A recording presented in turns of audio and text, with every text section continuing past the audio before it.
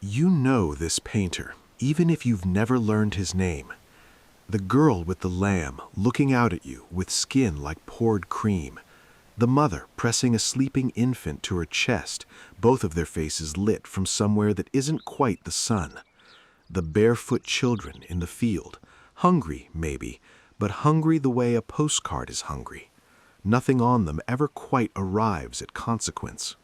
Few 19th century painters have been so closely, so permanently associated with images of protected childhood as William Bouguereau. More than 800 paintings are known to survive or be recorded. A world where childhood is safe and grief, on the rare occasion it appears at all, is beautiful enough to hang over a fireplace. All of that is true. These were not private fantasies hidden away in a studio. Bouguereau built a commercial career around them, selling through dealers to collectors in France, Britain, and increasingly the United States. But this isn't only the story of a man who painted an untroubled world. It's the story of what that world cost him to keep building, because by the time he died, he had outlived 4 of his own 5 children. The paintings never say so. Paris, May 1866. A parish church, not a grand one. Coal smoke in the air, the particular gray light of a Paris spring that never quite commits to sun. A painter, already successful, already decorated, a name printed in the salon catalogs nearly every year for a decade, stands beside a woman he has kept mostly hidden from his own family. Her name is Nellie Monchablant. She was his model before she was anything else to him. They already have 3 children, born quietly, raised in an apartment far from the respectable public life recorded in the salon catalogs his mother in La Rochelle followed every year. What the family back home knew about that household and when they knew it is less clear than the record of his career. Today, a priest says the words that make it official, on paper, in front of witnesses who have waited years to hear them. 8 days later, their 5-year-old daughter is dead. He does not stop painting. That much the record can tell us. It cannot tell us why. He was born in La Rochelle in 1825, the son of a wine and olive oil merchant with no interest in painting and less patience for a son who had it. His own childhood already carried a version of this story before he'd painted a single canvas of it. A younger sister, Hannah, dad at 7. An uncle, a parish priest, took the boy in at 12 and gave him 2 things that never left him: a strict Catholic sense of order and a habit of copying religious engravings until his hand stopped trembling and the line came out clean. By 20, he had a place at the École des Beaux-Arts in Paris. By his late 20s, the Prix de Rome behind him and 4 years in Italy studying the old masters brushstroke by brushstroke in front of the originals, he had built a reputation for finishing a canvas so smoothly that critics said you couldn't locate a single visible mark on it. Coal smoke and wet stone. The particular clatter of iron cartwheels on the new paving that Baron Haussmann's crews are laying down as fast as they can tear the old city apart. A skilled seamstress bent over piecework by a window, earning perhaps 2 francs for a full day. Into this city, in 1854, a young painter delivers a single religious commission and is paid 20,000 francs for it, what that seamstress would need 30 years to earn. He is, by every visible measure available to a painter of his generation, exactly where he set out to be. There is one more habit forming in these same years, quieter than the medals and the commissions. He begins taking on students, eventually hundreds of them, many arriving from America, from Scandinavia, from Russia, with no formal training, and nowhere else in Paris would take a woman's ambition seriously. He is demanding, precise to the point of severity, and, by the standards of his era, unusually willing to teach women as though their careers mattered. Most of these students pass through his studio for a season and are never mentioned again in any account of his life. One of them will not leave his life for the next 40 years. We'll come back to her. A first-class rail ticket from Paris to La Rochelle costs 14 francs. The salon receives upward of 3,000 submissions a year and can hang barely half them. A place in its main gallery, hung on the line at eye level, can make a career in a single season or bury one quietly for good. It is a city that rewards exactly the kind of man who can keep two separate accounts of his own life running at once and not confuse them. What Bouguereau's family in La Rochelle knows, through the late 1850s, their son is a success. He shows at the salon every year. He wins medals. He is respectable, devout, careful with his money. Whether they also knew about the woman and the children is harder to say. Henriette, born 1857. Georges, born 1859. Jean, born 1861.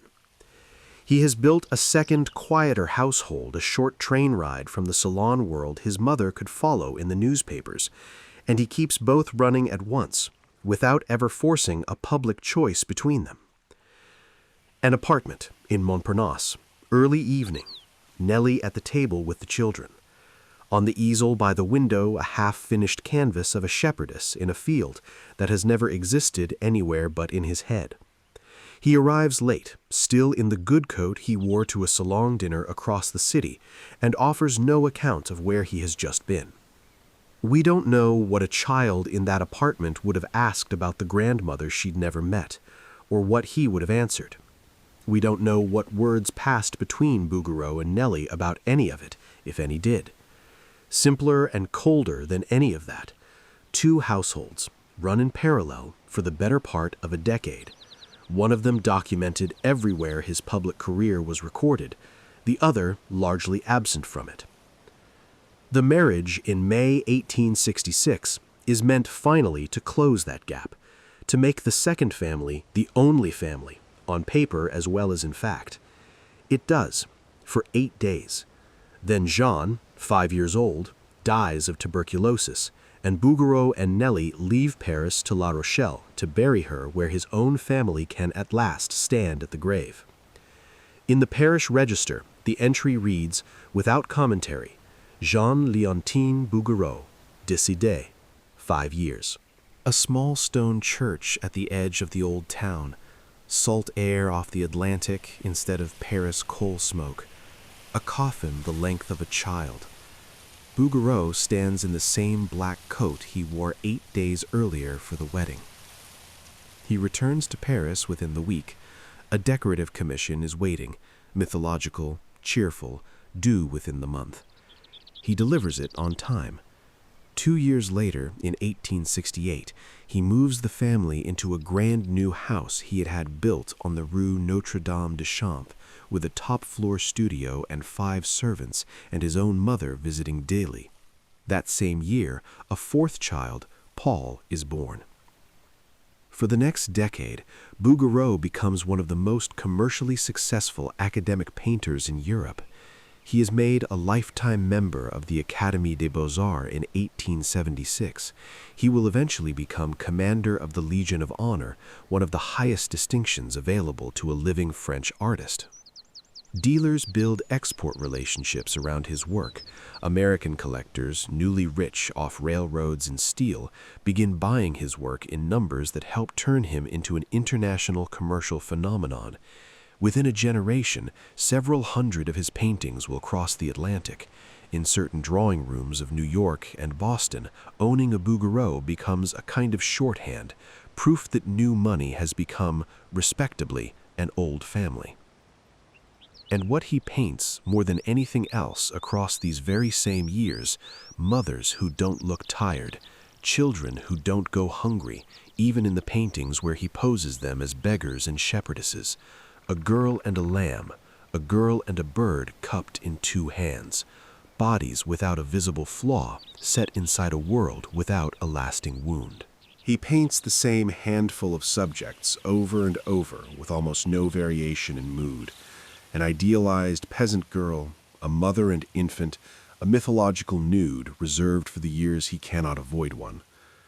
The Impressionists and the generation gathering around them would call this the repetition, the whole problem with him, a formula sold 800 times over. They were not entirely wrong. What they saw as repetition may have been repetition, but it was also the world he kept returning to year after year. By the mid-1870s, a single Bouguereau nude painted in one season could sell for several times what a skilled Parisian craftsman earned in a year.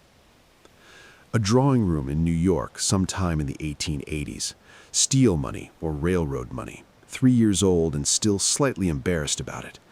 On the wall, in a heavy gilt frame, a Bouguereau shepherdess looks out at the room the way she looks out of every canvas he ever sold to America, calm, flawless, untouched by the country she's just crossed an ocean to hang in.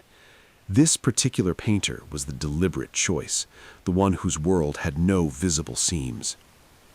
Here is what is happening at almost exactly the same time, inside the same household. On the 19th of June of 1875, his eldest son, Georges, 16 years old, sent away from the bad air of Paris for his health, brought home again too late, dies. Bouguereau is 49.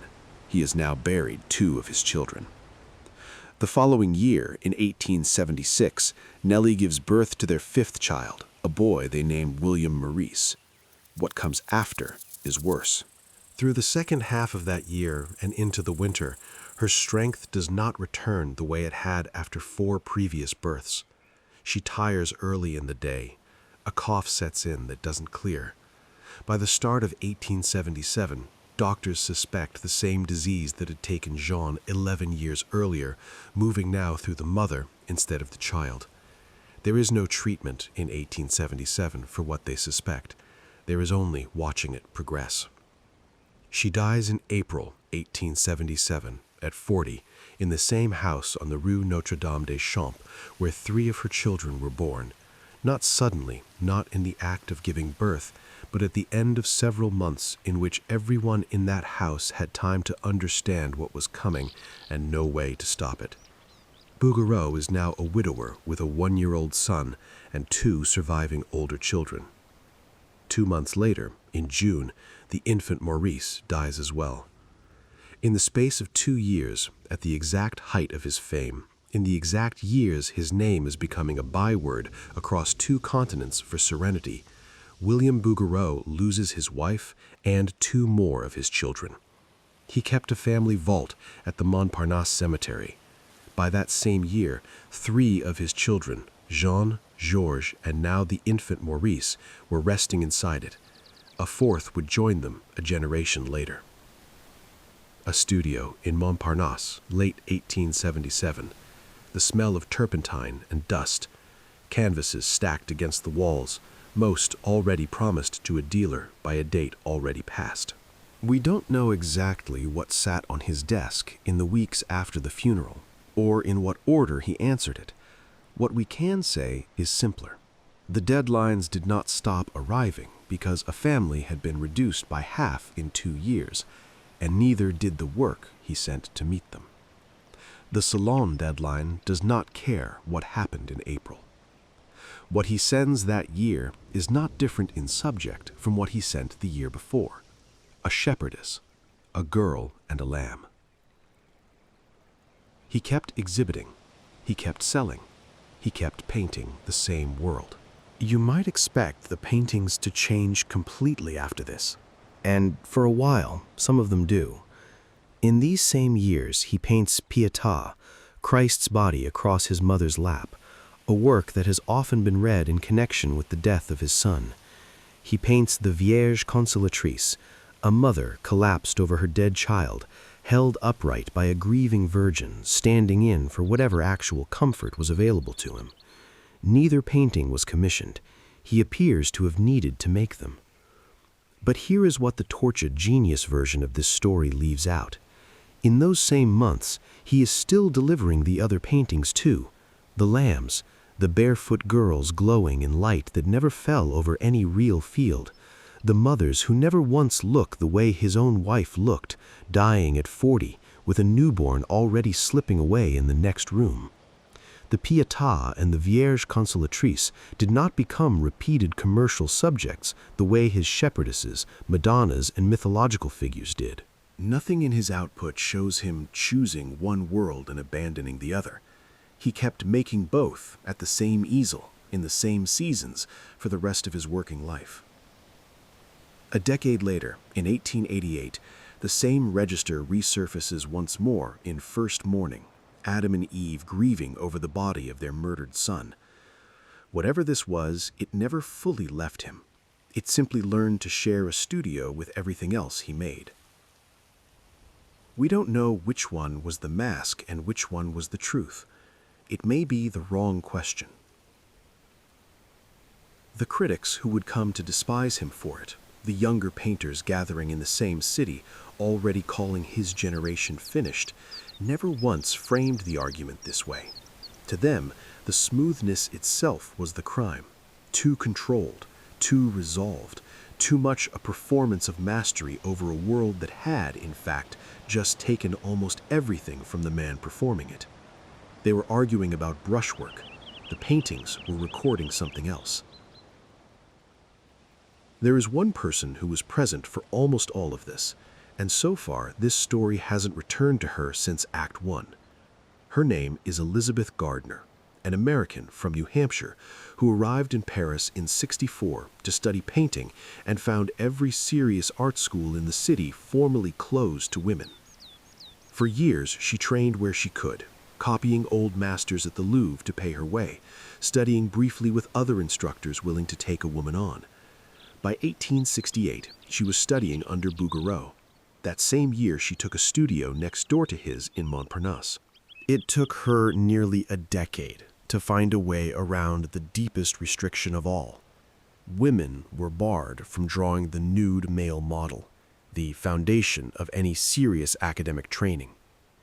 In 1873, she applied to the Paris police for a permit to wear men's clothing in public, a legal formality required at the time, and enrolled, dressed as a young man, at the drawing school of the Gobelins tapestry works. The faculty let her stay, and the other students, not unkindly, called her the droll American. Nellie was still alive. Nellie would go on being alive for 9 more years. Gardner left no letter suggesting anything improper while Nellie lived. What she did leave across those same years was a serious professional record entirely her own, regular exhibition at the Salon, and in 1887 a medal, one of the first ever given there to a woman. She was not a bystander to his career. She was building a career of her own, in the same building, under the same roof of institutions that had barely let either of them in. Soon after Nellie's death in 1877, his mother, 72 years old, not yet forbidding anything outright, asks him to swear that he will not remarry while she herself is alive. He is 52 years old, the most decorated painter in France, a man who answers to dealers on 2 continents and to no one else. He swears it anyway. 2 years later, in 1879, in the same stretch of years, he is still visibly mourning a wife and 3 of 5 children. Bouguereau proposes to Elizabeth Gardner regardless. She says yes. His daughter Henrietta adds her own condition to her grandmother's on, a convent if the marriage happens anyway. He does not test either promise. He and Gardner remain engaged instead, not for a year, not for 5. 17 years from the proposal to the wedding, 19 from the oath, 28 if you count from the day she first took the studio beside his. Consider what those years actually contain. She is not a woman waiting quietly at home. Across this same stretch of time, she is one of the most decorated women painters in Europe, regularly exhibited, publicly recognized, building an entire independent career in full view of the Paris art world that understood exactly why the wedding kept not happening and said nothing.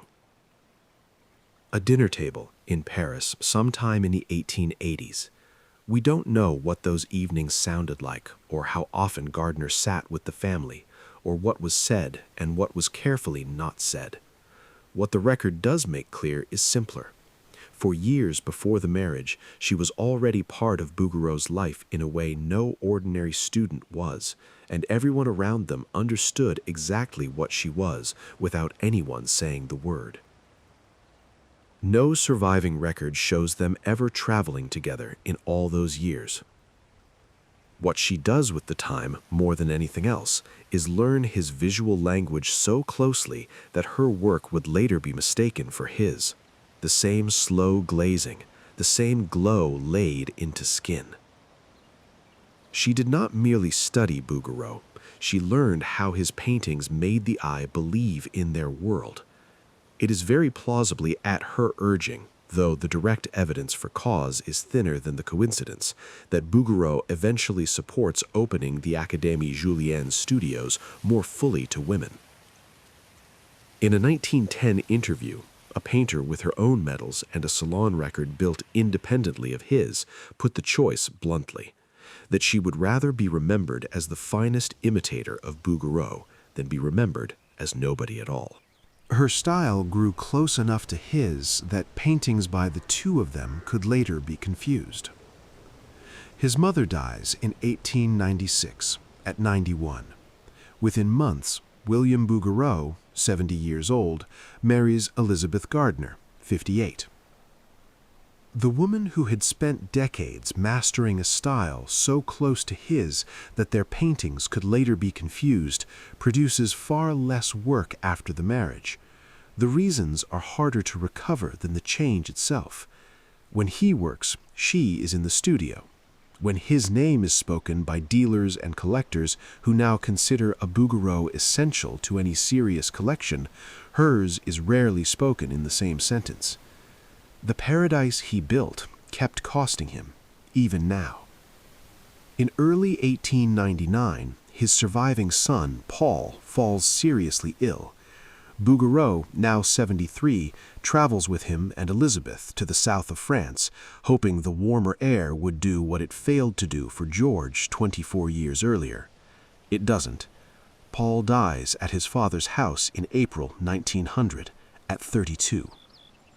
William Bouguereau had, by then, outlived 4 of his 5 children. Only Henrietta, the first, would outlive him. He dies in La Rochelle in August 1905, at 79, 5 years after burying Paul, only months after his own house and studio in Paris were burgled. He is brought back to Paris and buried in the family vault at Montparnasse, the same vault holding Nellie, Jean, George, Maurice, and now Paul. Elizabeth Gardner Bouguereau stayed with him to the end. She outlives him by 17 years, nearly the length of their engagement, as though the number had simply followed her from one half of her life into the other. She returns to painting almost immediately after his death. Roughly 40 of her canvases survive today. Most museums that hold them still catalog her first as his student. For most of the 20th century, his name nearly disappears from art history, filed away as the smooth academic who lost decisively to the Impressionists, remembered mainly as the wall Manet and Monet had to break through. Today, a Bouguereau nude can sell at auction for several $1 million or more, and his images circulate constantly online, often detached from the history that produced them and presented simply as evidence of extraordinary technical skill. Part of that return has a very unglamorous cause. For most of the century in between, Bouguereau existed to most people only as a small, dull black and white plate in an old reference book, the actual color and finish of his skin tones simply inaccessible unless you stood in front of the canvas itself.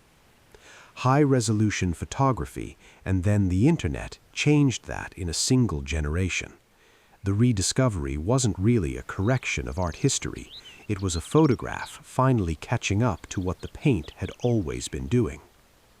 Nobody captions them with the years the vault kept filling. Go back to the girl with the lamb, the mother with the sleeping infant lit from somewhere that isn't quite the sun. He knew exactly, in specific and repeated detail, what stood on the other side of that light. He had buried it 4 times over, and the woman who had given birth to all 5. He painted both his whole life, the grief when it broke through, and the world where it never had to. Whether one was built to survive the other, or simply grew back beside it every time a name was added to the vault, is not something the record can settle. What it can show is simpler. He never stopped returning to paradise, even in the years when his own life gave him every reason to know its opposite. He kept building that room until his hand finally couldn't, in La Rochelle in 1905. In the room with him when that happened was a painter with her own name, her own medals, decades of her own practice in that same impossible light, who had spent half her life deciding on her own terms that this was still where she wanted to stand. By the end, she was building that world with him. He stopped only when he could no longer paint.